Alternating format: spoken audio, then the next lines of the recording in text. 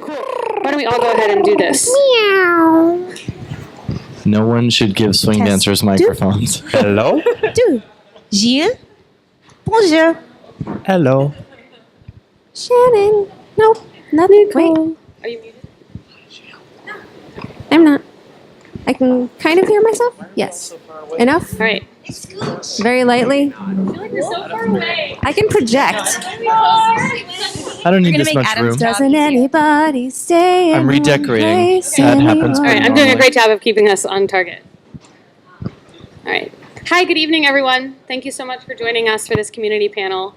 I'm really excited to dive into the topic of building ambi-dancing in a local scene and then sort of beyond the Bay. And I'm really excited to be joined by all of these wonderful, insightful folks. My name is Shannon Lee Watkins. I'm a local dancer here, and I'll be moderating this evening. I want to go over a couple of quick ideas, then we'll do introductions, stories, and then a couple of pointed questions to guide our discussion. The goal of the panel tonight is to offer actionable items that folks can use for organizers, teachers, and community members, social dancers. This hopefully will not just touch on those in positions of particular influence in running a place, but things that we can all be doing on the social dance floor in our own communities. We also have an interest in spreading the impact of the Switch beyond the Bay. So we are filming, and hopefully this will inform folks that are in places that might not have such a welcoming and beautiful way for these ideas to grow. A couple of notes. So the Switch views ambi-dancing as a first step towards gender-neutral dancing. So ambi-dancing is not necessarily the end goal. A goal is to remove gender roles that prescribe dance roles, and ambi-dancing they see as one of the things that can do that because it can take experienced dancers who dance one role and introduce them to the other. But hopefully we get to a world where folks of any gender can be dancing any role that they choose. And the other thing that I want to share is that I want to be really mindful in this conversation that as we're talking about ambi-dancing, it doesn't also steer us into a way of talking about binary genders. But I feel like the phrasing of a lot is like when women lead and men follow, and that is not the goal here. The goal is to be gender inclusive as best we can. We're all learning in that regard, but I will try my best, and I encourage all of us to do that when we're talking about this dance. So, as we just happened, we just chatted, and one of the ways to keep the panel moving and also for y'all to participate is that as people are sharing things that either strike you as relevant to you or you agree with or strike you in some way, we'll use head nodding and maybe light snapping to communicate that agreement so you can sort of get a sense of feeling It's like the with 60s other all over folks. again. And then yeah. So let's start with some introductions. So I'm going to ask our panelists just first to share your name, the hats that you wear in this community, because lots of them are doing lots of different things, and one thing about yourself that is not dance related so that we can remember that we're like human people outside of this community. So just 30 seconds and then we'll go to story time. Say that one more time. Cool. Your name, your hats, and something about you that's not dance related. Okay. Starting from this one. Starting from this way. Okay. Hi, I'm Nicole Zuckerman. I have been the education coordinator at the 920 for the last couple of years until I recently moved to New York. I am a dancer, a teacher, an avid cheese lover, and Is that dance related or not dance related? yes, choreographer, cheerleader. These are my hats. DJ, yes. Human, mostly. Hey everybody, my name's Matt Ritchie. I started when I was a junior, and now I've moved into the role of starting my own juniors programs. I started in Northern California, and then I've kind of spread my way over to Southern California, starting something brand new. I've taught in, I think, 30 different schools now. I've run different fundraisers, programs. I've brought juniors to national and international events now. I do choreography, I compete, I travel, I teach, I do all the dance things as much as I can, and I would like it to get into extreme underwater BB stacking, because who doesn't? BB stacking? Yeah, you know the little tiny BBs, it's underwater, it's extreme. All right. Lori? Hi, I'm Lori Taniguchi, and at this point in my life, I have transitioned to being a full-time dance instructor. My goal is to be the best possible local organizer I can be. So I have the strongest voice at Wednesday Night Hop, which is my weekly venue. I also teach up in the city on Mondays, and also at a place in Los Altos on Sundays, and also do private lessons and that sort of thing. But I don't get to do much traveling, and very, very little competing and regional stuff. So. One thing about me that's not dance is I'm way more into K-pop than I should be. I always tell yes, sardines, fish in general. I love fish. Like I eat 3 cans of fish and I get sick, and I shouldn't have done that. Yeah, and that's happened more than once. So I love fish and I love K-pop. Hi, my name is Elise Rohr-Cassie. My pronouns are they, them, theirs.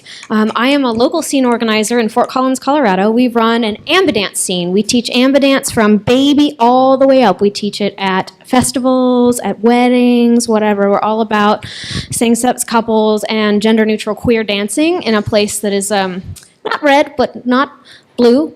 It's very purple. It's very purple. It's a good time. Other things about me. I'm leash training my kitten. I love cats, but I want them to be like dogs that are easier. I bring him with me everywhere. It's great. I also travel some, and I've competed a little bit, but I think my heart is in community building. We're so glad you're here. I'm Adam Brzezowski. I am. I'm a little bit jet lagged. I'm an international instructor. I have been Lindy hopping and dancing swing dances since 1995. So this is my 23rd year dancing. And an interesting fact about me, I went to school for shoemaking. What? As an Soft aside shoemaking? from what's that? Soft shoe?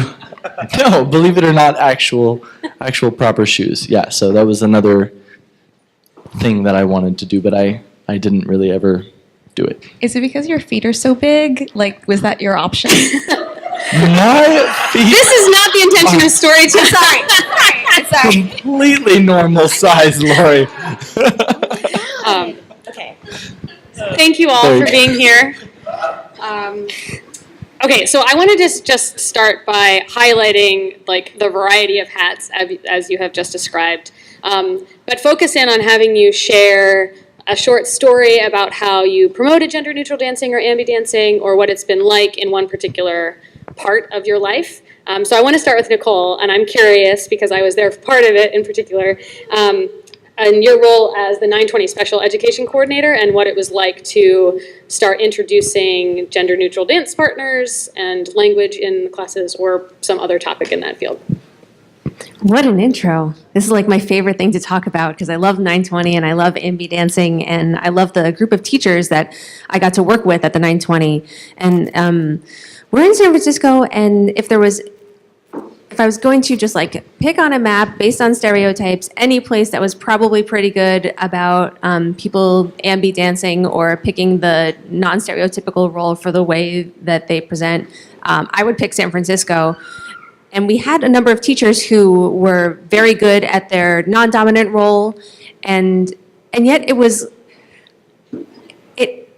surprisingly challenging to have people teach that non-dominant role, which I found really interesting. I thought, like, once I say as the education coordinator, yeah, you can totally teach your non-dominant role, that people would be like, yes, I would like to do that. But it took actually inviting people and saying, like, I know that you are great in this other role. Will you please teach this one class in that thing? And a lot of times people would hem and haw and be like, well, I'm not as good. I haven't thought about it as much. I haven't spent as much time on it. And I'm like, yes, but you are already a skilled teacher. You are a skilled dancer in this role. You are thoughtful about this thing. I basically had to convince people to teach in their non-dominant role. That was really surprising to me, but it also reminded me that, like, anytime we have something that's not really in the normal paradigm of the way that people are used to doing things, we have to, like, not just say, it's okay, you can do that. We have to, like, actually roll out the carpet and, like, invite people into that thing. And I was like, oh, wait a minute, that actually makes sense, because that's consistent with how it works in the rest of the world too. Good job, Nicole. Way to catch up. Thank you. So Matt, I'm curious to hear more about the juniors program and your experiences there. Oh gosh, where do I start? I mean, with the juniors program in the beginning, it started just kind of as a passion project and something I wanted to do more or less for me, very selfishly. But then I started to realize, like, oh, this is actually something kind of cool for a lot of people, especially dancing in the high schools. And I kind of started a few clubs, even though I wasn't in high school myself. I kind of found a couple people that were really passionate about it to continue the clubs and move on from there. And we talked a lot about just how to talk to a person, how to physically touch a person, how to have good communication skills, and how to build on that and then create dance. And I started with first graders, and I've gone all the way up into seniors in high school, and I learned a lot along the way too. I mean, these kids are crazy because they have so much that they feel, and not a lot of people that want to listen. Yeah. So I learned so much, and we always talked about just open communication and tried to make a very comfortable space for a lot of people that maybe don't know what they want on this planet, and then they found dance. And so that's kind of like where the passion is right now and why I love it so much right now. How do you, yeah. So thinking about students who are entering a dance class that are like maybe adults and grown and sort of adjusting to a dance class that is presented in a way that they're not expecting, which is like sort of breaking away from traditional roles. How do you introduce like the roles to your juniors? We have a very honest talk before every class, because if I come in and I come in as an instructor, especially with younger kids, it seems very cold and intimidating. So we always just chat first. Like, hey guys, what's going on? Kind of very casual. And then I say, like, this is what's typically done, but I want you guys to tell me what you feel. And I want you to give it at least 2 weeks to like test it out and see what you think, and then come and talk to me and we'll revisit it again. And so we talk a lot about the history of different dance roles. We always watch like a clip, typically traditional and non-traditional, just so people kind of feel that the conversation is open and going. And so far they've been very perceptive to opening up and kind of expressing. Like every class I've had at least one student in a non-traditional role in some way or another, or maybe that doesn't identify that way, and it's been super cool, again, because I'm learning a lot in the process. Like there's so much for me to hear still. And you've had same gender couples perform, Yes, like, take their routines on the road, at yeah. ILHC before, and at Fog City, and at the California Swing Dance Championships, and a few different places. We always kind of just let it be as it is, and we've come through a couple kind of hardships, but it always worked out in the end. And like the joy of this dance is real, man. Like for sure. Yeah, thank you. So Lori, you said that you have the most influence in your voice in Wednesday Night Hop. Can you share a little bit about Yeah. what it's like to introduce ambi dancing down there? Well, so my interest, I think, in ambi dancing comes from my own personal experience as a student. I started organizing around the same time that I started trying the other role, which for me was leading. I was doing follow for many, many years before that. And as an organizer, I felt a lot of intense guilt for taking myself out of a leader role in a class because there were too many leads. And this is something that I think is particular for one of our venues, but we have way more leads than follows in general. And so, putting myself into a vulnerable position, learning a new role in an area where I knew I was compounding a population problem made me feel really guilty. And so I never really properly learned to lead from classes because of that. And now as an instructor, one of the things that for me is really important is that people feel comfortable taking on whatever role they want to learn that month, regardless of the role, basically offage or something. So, this happens all the time. And even now we have people, some follows who, if there's too many leads, they're asked to they're asked quietly by someone who's rotated to them, hey, can you follow for this? Like, they're just assumed to know how to do that. They're assumed to be okay with just moving over to make their experience better for everyone. And I really want to make it obvious to everyone that, I would like them to stick with the role they want. But also when I think about this subject as an organizer, I do want to acknowledge in some way that these kinds of conversations are really difficult, especially what to do in a situation in a class. I literally had last week a follow ask a male follow to go back to leading because they were down to leads. She's a regular and she's a really nice lady, but she made that ask, and I had to address that in front of a class in the moment. These are hard situations, where you do everything you can to set up a culture in which you try to reduce the moments of those situations. But also as an organizer, I think it is worth it to think a little bit about it's not going to solve the whole problem, and what are you going to do when those problems occur? And how do you try and instill enough confidence into a student that they feel like they're doing the right thing, even when another student tells them they're doing the wrong thing? That's my personal. Let's come back to it for sure. Cool. And you're in a situation where you're doing something incredibly innovative. Can you share more about that? So we started a little bitty baby Lindy scene in Fort Collins about a year ago. And we teach both roles from day one, beginner lesson. Everybody, I don't care how old you are. I don't care what your gender is. You're going to try both. And then if you want to make a decision, that's fine later in the night. But in this class, you're trying both. And so what Lori was saying about the amount of emotional labor you have to be willing to do is immense. It is immense, but it is totally worth it. It is totally worth it. I think my favorite thing about our Ambi scene is that, you'll start out, we'll do, here's an actionable item. We were talking about actionable items earlier. Something that I do with my students. The first thing we do is we'll get up and we'll say our names, a little bit of a something about ourselves and whatever. While we're doing that, everybody has to do motions. And you copy their motions like this. And so you're like, much older white dude has to do that. And it's hilarious. By the end of just that rotation, they're so much more relaxed. And so by the time you come around to pronouns and to we're going to be dancing both roles, they're at ease. And they're like, okay, I'm already out of my comfort zone. I'm willing to try this. After that, after the lesson, after they have a taste of both, everybody can dance with everybody. Jam circles happen way, way, way more often and with way younger dancers. They lose their minds. We'll put on the Jungle Book and they will go in the jam circle and pretend to be monkeys. It's not me. They'll be like alligators and bears and dance with each other and do whatever. And they have no fear because we've started from day one of creating this culture of you can try anything, you can be anything, you can roll on the floor as long as there's a triple step. Whatever. I want you to be happy. It's been interesting. We started our weekly venue back in January. And we'll have young folks like me who come out, and we'll have a lot older folks, and I'll get questions like that. I once had a woman come up to me and go, sweetie, I came here to meet men. I came here to meet good-looking men who can dance. Where are all the leads at? And I was like, well, you got to bring them. I don't know, we're here. You bring them, they'll have a good time. I can't help you with that. I lead.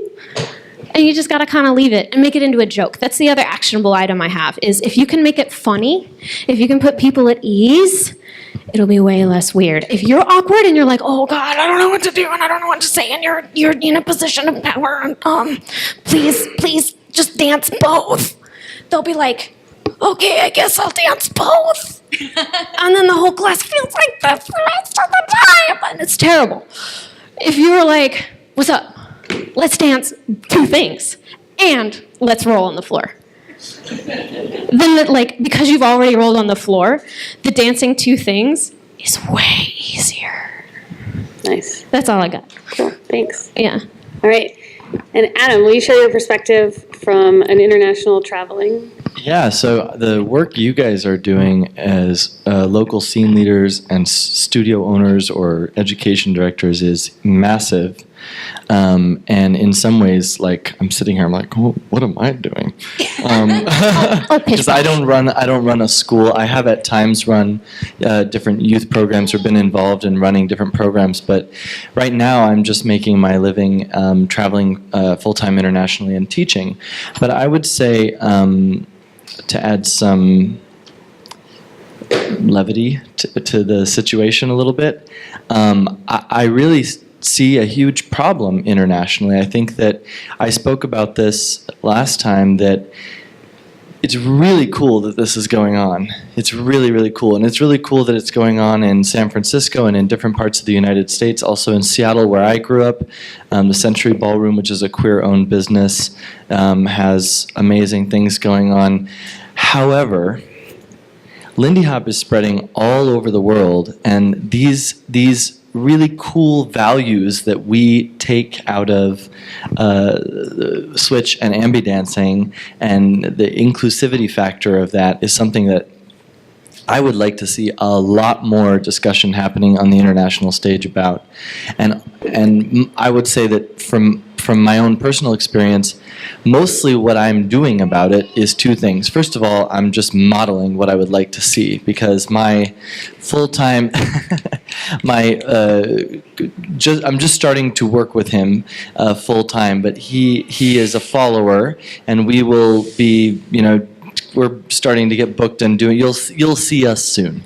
But another partner. Matt is taken with Natalia, but I'm starting to work with a male follower from Hungary named Mate Chica, who is insanely talented, and you'll see him very soon at many fun events. So one thing is visibility. I think visibility is really key, and that's also what you guys are doing, is visibility. And the other thing is creating spaces outside of niche communities where switch dancing and ambi dancing can have a role and have an influence. And I will tell you, like, for example, I taught a month and a half ago in Spain, in Basque Country, shouldn't say Spain, Basque Country, which is in the north part of Spain, in Bilbao at an event called Gastro Swing. I taught with Tatiana Udry, and we teach a class. Yes, thank you, she's very nice. And we taught, I've been teaching this class, or some variation of this class, which we actually will teach also here, although we get to adjust it and expand it because it's like not a foreign concept to this group of people, but it's such a simple class, and I'm going to give it away to you right now. We put them in closed position. We ask them to dance only 8 count. We ask the person who's being the leader to lead the movement. That's it. They do that. They rotate around. The next thing is we ask the person who's following to lead the movement and move around. And then after, and first of all, when you ask them to do that, they're like, what? What is this? And then after that, all we do is just ask them a bunch of questions. And it's so interesting to hear the answers to those questions. We have almost every time I've taught this class, a leader, a full-time leader, I like to call them, will say something along the line, we'll say, like, why is this hard? And they'll say, well, I'm just not used to listening to the follower. and I will, no, I'm not joking, I'm not like embellishing the story. I will literally repeat back to them, so you're telling us you're not used to listening to the follower? And then the whole room will go, oh.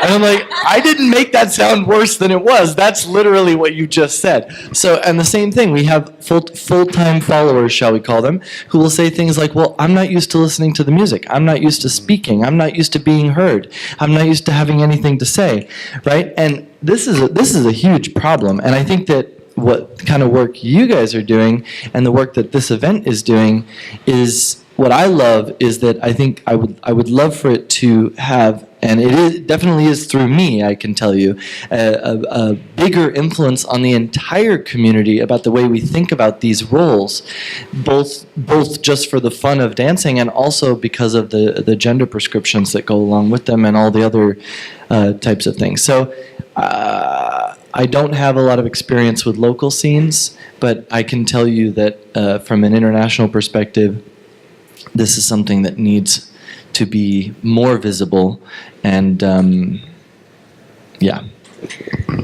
I would not discount the impact that your international presence has on local scenes, too, because we are all looking at other scenes in Colorado, around the country, around the world, performances that happen at ILHC of like two young women in purple dresses dancing together. You know, those things have an impact like deep in the roots, or even on the teachers who then go teach folks who haven't even seen those videos. So this is a great transition to the next thing that I wanted to talk about. But let's think about sort of a typical, I don't know, not to say that scenes are similar at all really, but a typical local scene that offers dance classes and a dance afterwards like once a week. So not San Francisco, maybe like a 4-block radius in San Francisco. Okay, so that's your local scene like anywhere else in the country. The advanced students at the scene have been dancing for a couple of years. The organizing team is like a couple of folks, and you've got a couple of local teachers who travel. Where do we start? What I'd love to hear is like, take a second and think about like maybe one nugget that they might start with. Classes. I think introducing, at least, sorry, did you raise your hand? I don't even know how to do this. Okay, I'm raising my hand and then I'm talking. So rude, Lori. Classes, I think, is where a lot of people get their values from. We can hang up all the signs in the world. We can, have person-to-person conversations. But classes are where people come specifically to learn. And so I think that they're more open to getting introduced to a new culture and a new way of doing things through that. So having a class maybe where you ask them to choose a role at the beginning of each class, even if they've done something before, may open them up to the idea that maybe there's like a choice to be made here. And maybe one day, if they're feeling super brave, they may choose the other role, the one that they're not used to. Like that's just like putting a question in someone's mind doesn't mean that you have to provide the answer. It just means that you're asking them to think about it. Before we skip on, I want to pop back to it. A couple things. The first one is model it on the dance floor. Even if yes, absolutely do it in class. We do that all the time. But go ask your babies to dance the role that they wouldn't expect to. Like, you dance roles that people wouldn't expect. Solo dance. Make it okay to do whatever by simply doing it. Don't just tell people, do it. Otherwise, they'll be like, oh, I guess you said I could, but then I have to be the one to break the ice. And it's awkward. Nobody wants to be that person. If you're already in that position, do that. The second thing I would do is if you are hired for weddings, touches on what Adam was talking about gender neutral things outside of just niche cultures. If you get hired for weddings, if you get hired for performance gigs, if festivals, that kind of a thing, showcase your gender neutral dancing. If you get hired to teach a one-off lesson at a bar, have a same gender couple teach and have people pick a role, but have it be modeled and maybe not necessarily spoken, but seen. That's available. Because a male leader and a female follower, as is traditional, can say that all they want, but it's really hard to be that one person. If you as the instructor has already been that person, it's so much easier for everybody else. Nicole? Yeah, I think representation is so important for people to be able to fully envision their choices. They need to be able to see what those choices look like from someone who it looks like them. And I would like to add that I think that on top of modeling for people what you want them to do, having them practice not assuming someone's role is really valuable, both in classes and then if you can do that at the dance at like a jam or something, by encouraging people to say, if you have like a birthday jam or something, have people say, this is so-and-so, it's their birthday, and they are following, or this is so-and-so, that's their 1-year Lindyversary, and they want to do both roles or something like that. Inviting people to offer that. And then also in classes, have them model asking each other, hey, would you like to dance? Do you want to lead? Is one way to always keep it top of mind in their habits and their actions, I think. Sorry. Well, just along those same lines, I just started working at a studio with my West Coast dance partner, and I'm there pretty much every day of the week. And we talk in classes about how when you hit a certain level, if you want to grow as a dancer, go back to the beginning classes, take it as another role, improve your own dancing, but it also kind of leads by example, and like what you guys were saying, because there's people who are, as these new dancers see better dancers, learning something, being vulnerable, trying the other position as well. Yeah. Lori? Yeah. Can I take 2 minutes to show people how we'd explain what a lead role and a follow role is? Yes. It'll be exactly 2 minutes. Okay, Matt, Exactly 2 Adam, minutes. stand up. Okay, so this is how I do it in a, I got this from Brenna Ledford, but I think the Berkeley kids do this. Okay, so you're next to each other in a circle. Turn to the person next to you in the circle, and I want you to put your 2 hands up and put them together like you're giving each other high tens. Stick right there. Now I'm going to give you 3 seconds to decide who's going to be person A and who's going to be person B. 3, 2, 1. Which one? A. Okay, well, you spoke first. Great. So, so you're going to be person A, right? And I want you to move your hands around, and Matt, person B, I want you to follow those hands. Go ahead. Do do do do do do do do do do do do do do do boo boo boo boo. Okay, stop. Now, person B, you're going to move your hands around, whatever shape you want, and person A, follow along with them. Do do do do do do do do do do do do do do. Perfect. Okay, put your hands down. So put your hands down. Now, what we just gave was a simplified introduction to what a leader does and what a follower does in a partner dance. So leaders initiate movement and shapes and ideas, and follows respond to those shapes and ideas with thoughts and shapes of their own. And it's very, very simplified, but now you've both gotten a chance to initiate and respond, so you can decide which role you'd like to do. Would you like to lead for this class, or would you like to follow in this class? And that's it. Okay.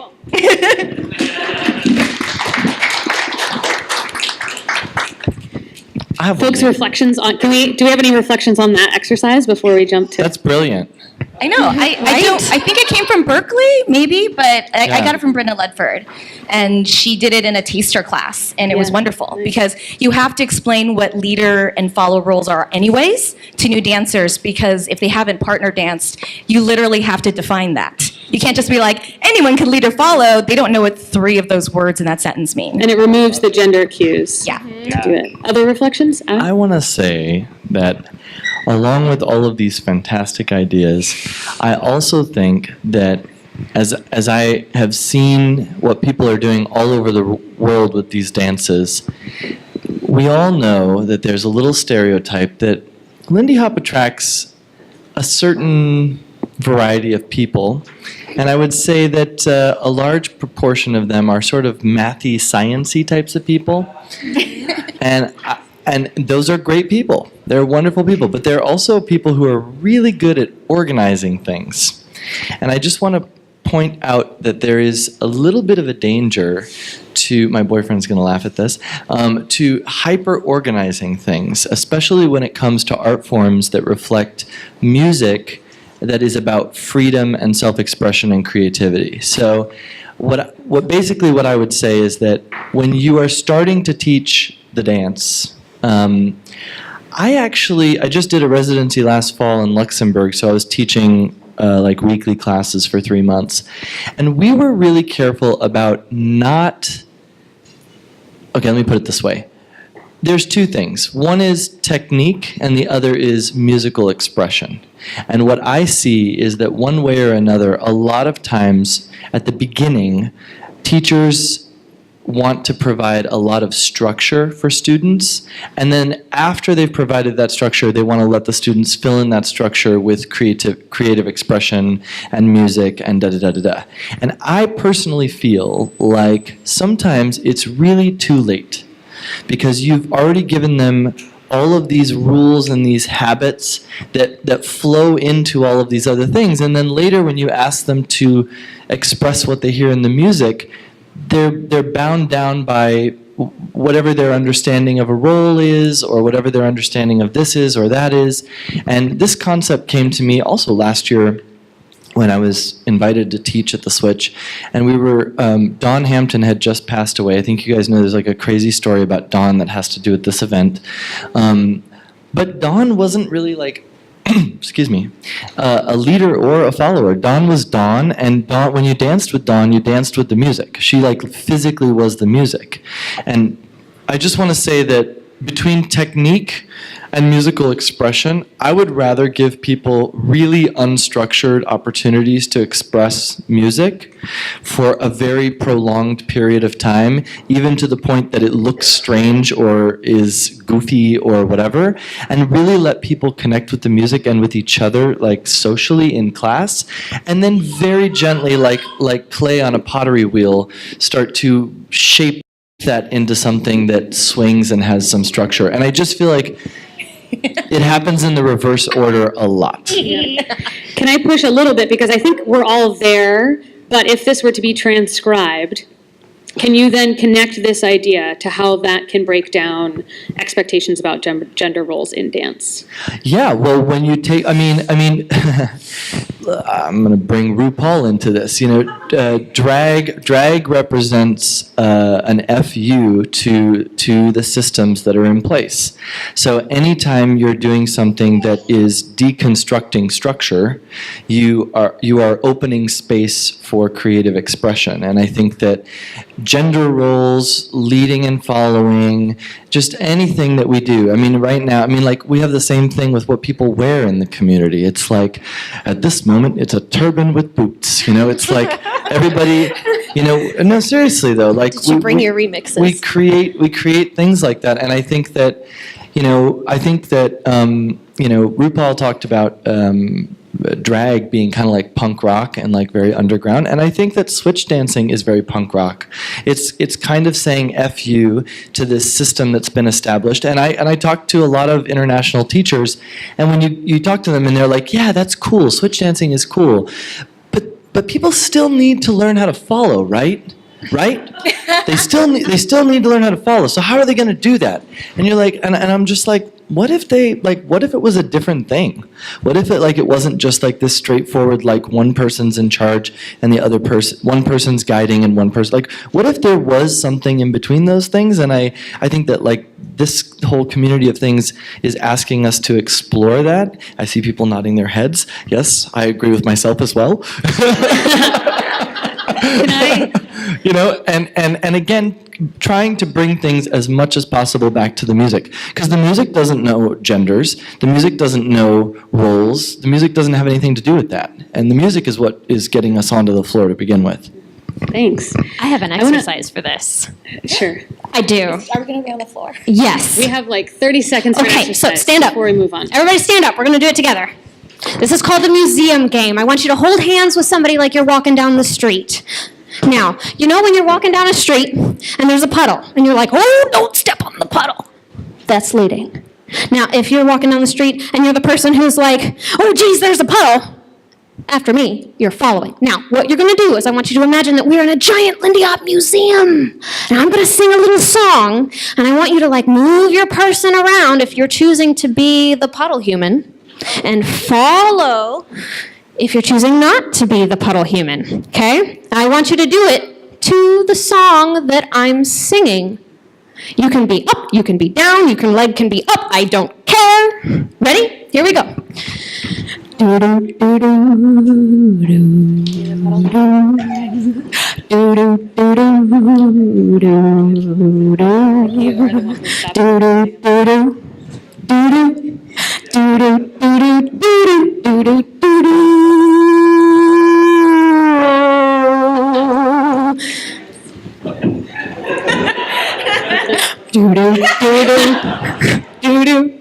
Now I want you to switch roles. If you're the puddle person, you're not anymore.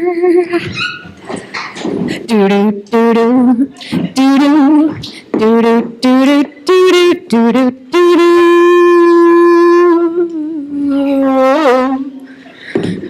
Da-da. And that's how we introduce switching at my dance. Cool, thank you. Before we move on to the next question, I want to bring it back.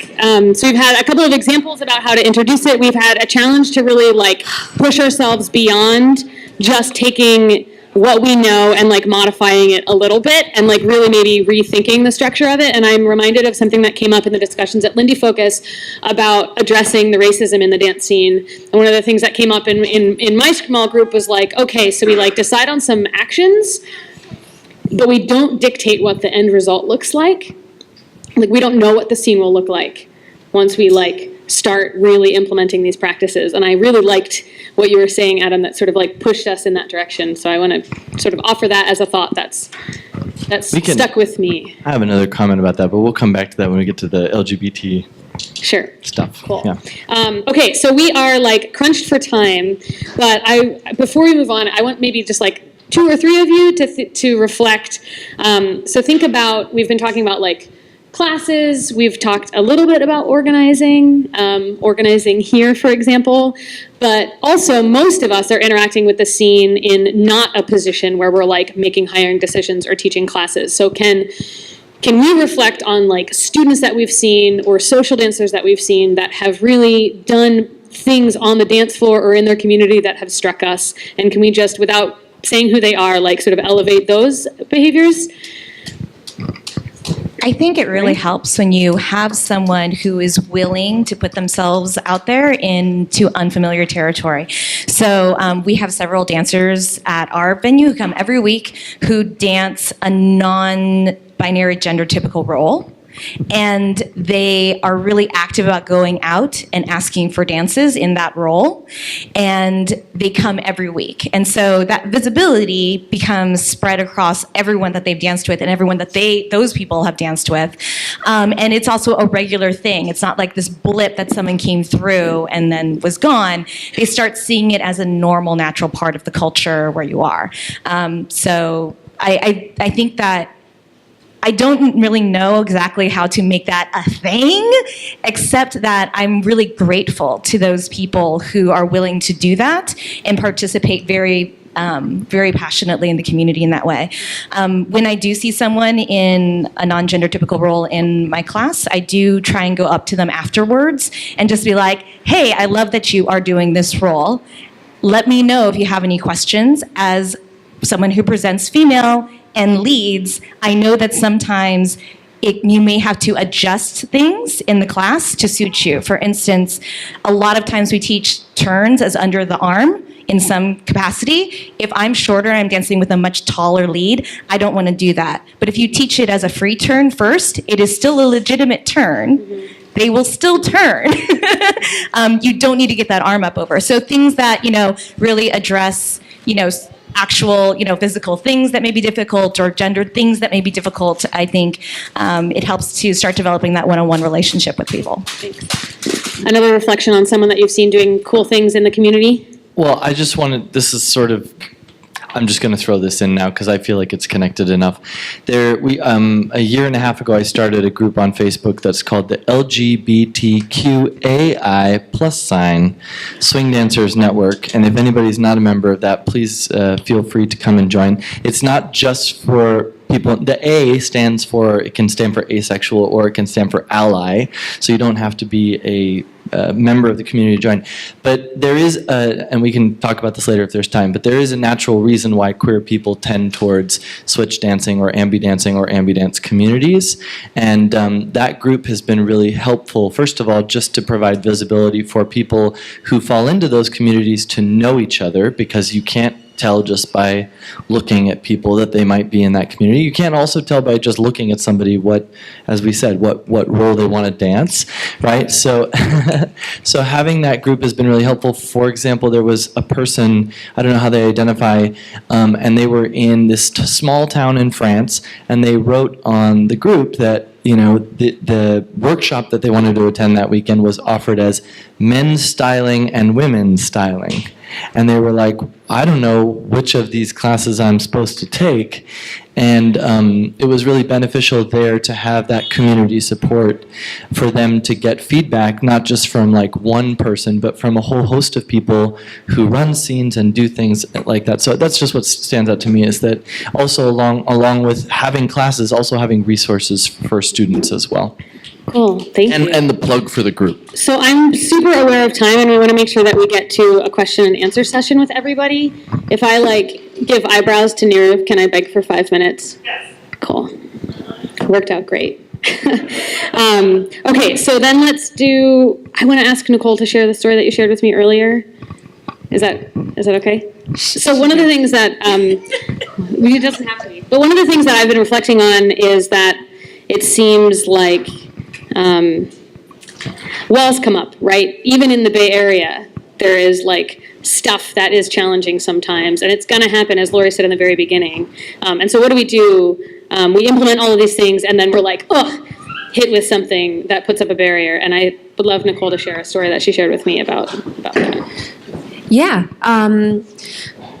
So Laura Glace and I are teaching here this weekend, and she's like one of my favorite leads to dance with. And for a long time, we've been talking about like competing together because we love dancing together. And finally, we bit the bullet and we registered for a competition. And then we're told that we couldn't compete because we were competing at like the advanced level or something. And Laura, as a follow, is an invitational dancer, and either she couldn't, or we were told like you can't compete, but then we were like, well, but please. And unfortunately, we have like a good relationship with the organizer, and we were like, here are the reasons why we think that this is really important. And Which were? Do we have time for that? Like all the reasons why? So all the things we've talked about like having representation and allowing people to self-select their own roles and everything, and like representing a partnership of people that doesn't have anything to do with their genders. And so like those were some of the reasons why we said it is important to do this. Also, we are like reasonably good dancers and want to like participate in this scene in this way. Please don't stop us. And we still got some more pushback after that, but like the compromise that we arrived at was that Laura is not allowed to compete at both levels. She can't compete as a follow in the invitational and as a lead in advanced. She has to pick one. That's ridiculous.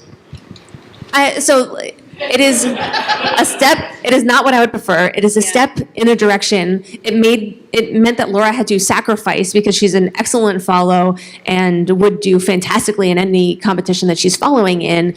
But she chose to dance with me instead in the advanced, and I was so grateful I'm just for going to that. throw some shade here for a second. I'm sorry to interrupt you, but that same organizer, I know who you're talking about, allowed me to compete in a pro-ham last year as an AM follow, and in an all-star division as a leader. So people also need to be consistent. Camera. To be clear, in two different competitions, but Oh, the shade.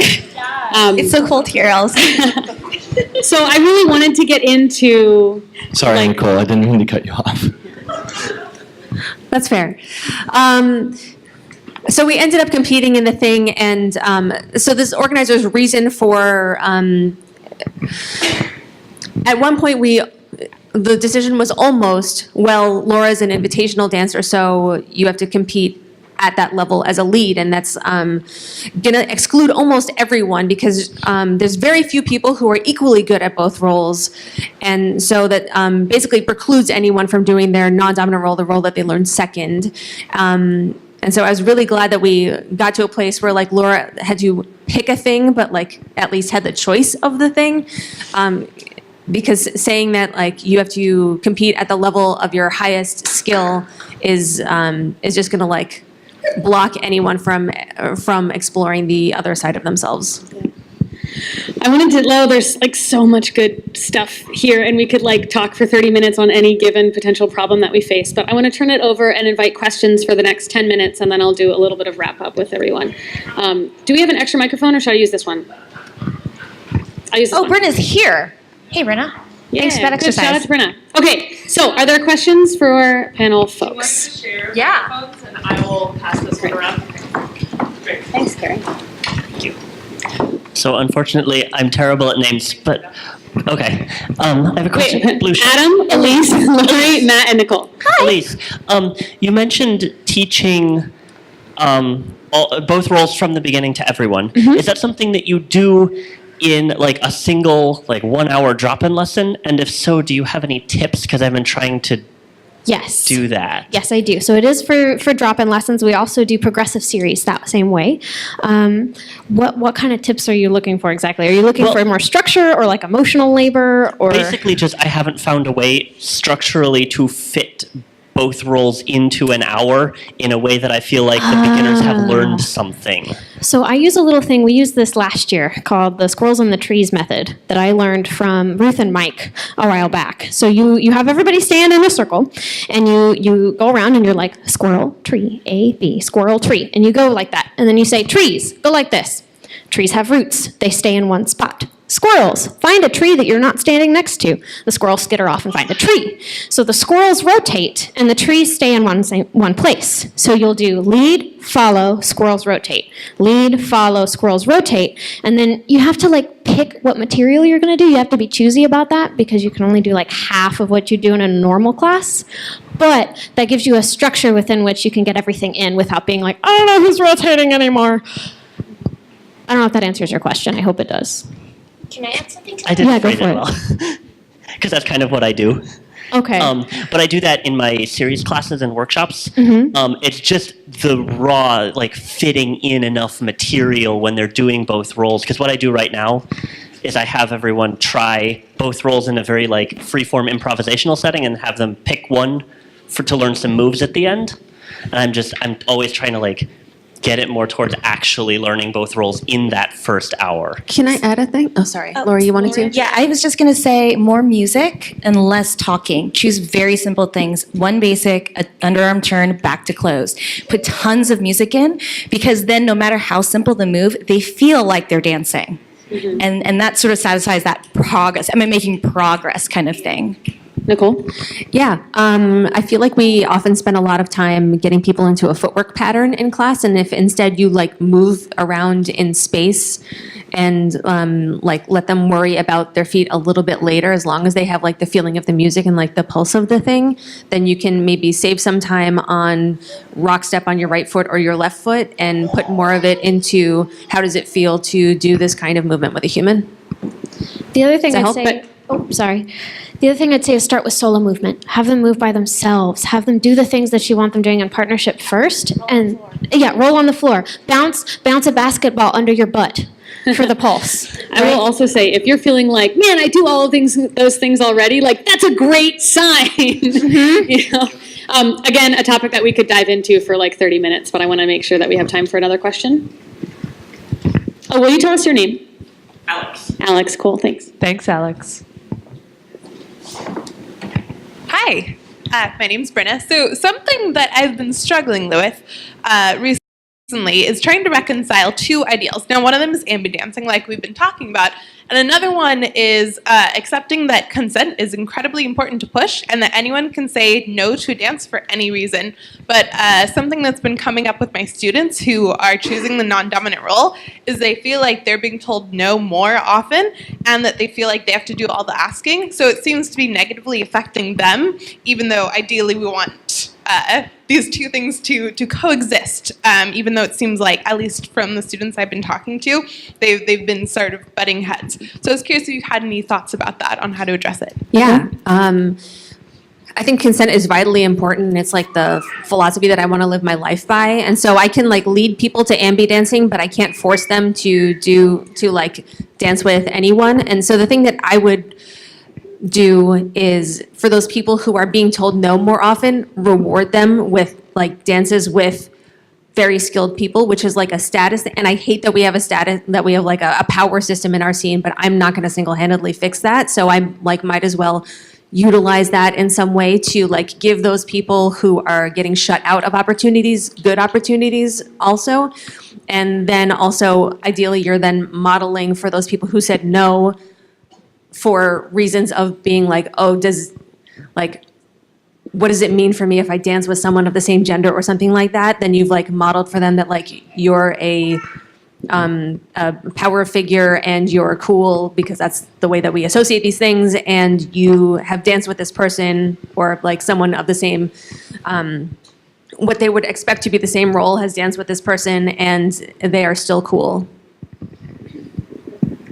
Another question? Carrie with Mike? May I contribute an idea to the last question? So, I feel the need to make a disclaimer that I'm a tango dancer, not a swing dancer. So if any of you want a tango, that would make me feel at home, because You guys, Lindy is terrifying. Oh, yes. So, in my home scene, back in the Springs, we had, all the big kids. We would rotate acting as dance ambassadors. We had little pins that said DA, Dance Ambassador, and we would all take turns wearing this button. And it meant that anyone, beginner, intermediate, advanced, anyone who was there for the first time just because a friend drunkenly dragged them along, they can seek out this person, this dance ambassador, and get a dance. No questions asked. And it took the load off. And as long as these grown-up, these big kids were rotating, it meant that they weren't fatigued constantly having their feet stepped on. Thank you. Another question?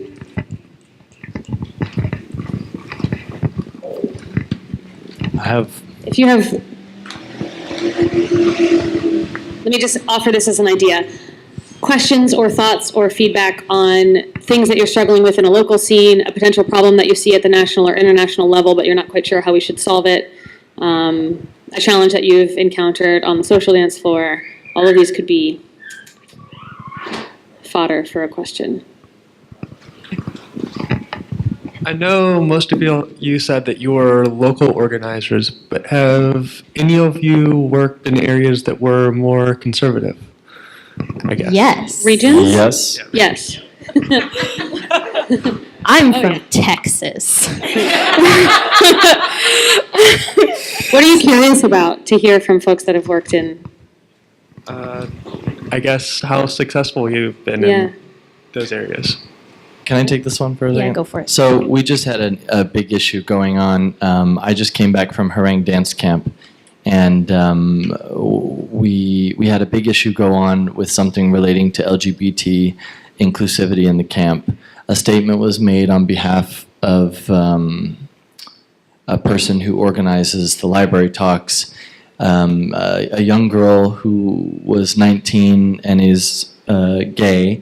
Was in a circle of conversation and mentioned how nice it would be to have a library talk about LGBT history in the Harlem Renaissance. And the person who organizes the library talks at Harangue said, "Oh, well, we wouldn't discuss that because it's a political issue." What is the opposite of a snack? Because I want to do that. Yeah. So first of all, I'm going to make a post about this, and you guys can read the whole story. But I just want to let you know that before we even talk about like these conservative places, just to realize that these types of thoughts happen not in conservative places. They happen in places that we think that are already very, very liberal. It was brought to the staff. The staff did eventually, after a week, it took them a week because it didn't seem like it was important enough. It took them a week to say that's not the stance of the camp. I just wanted to say something else about this. So I did make a post, and I just think this is relevant to everything that we're talking about. And I was on my way out of Sweden, and I saw in the airport they had the Swedish flag with the rainbow flag. And I wrote this on Instagram. It says, "A nice subtle statement at Arlanda Airport in Sweden. Much appreciated, Sweden. Without explicit acts of radical inclusion, like this one, oftentimes LGBTQ people may not automatically assume that the world is a friendly place to them. To say that everyone should already feel welcome is a passive dismissal of the people who have already tried to express that they don't feel that way."